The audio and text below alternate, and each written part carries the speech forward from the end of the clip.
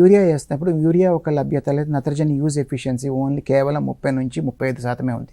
అలా కాకుండా ఈ ఎనీ కోటెడ్ అంటే యూరియా ఇందాక అనుకున్నాం ఒక 46% ఉంటుంది. అంటే అది చాలా ఎక్కువ నిష్పత్తిలో ఈ నత్రజని యూరియాలో ఉంటుంది. అంటే 100 కిలోల యూరియాలో 46 కిలోల నత్రజని ఉంటుందమ్మా.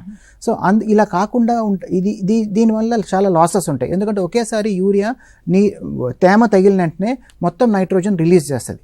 రిలీజ్ చేసినప్పుడు అంత రిలీజ్ చేసిన నత్రజని మొక్కకి అంత అవసరం పడదు.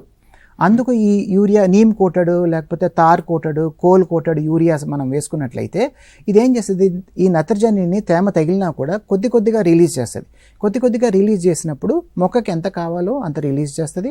అంతవరకే మొక్క తీసుకుంటుంది. మిగతాదంతా కూడా మళ్ళీ తేమ తగిలినప్పుడు ఎప్పుడైతే వర్షం పడినప్పుడు ఇంకొంచెం రిలీజ్ చేస్తుంది. సో దీనివల్ల ఈ నత్రజని వినియోగ శాతము 30 నుంచి అట్లీస్ట్ 45-50% వరకు కూడా పెరిగే అవకాశం ఉంది.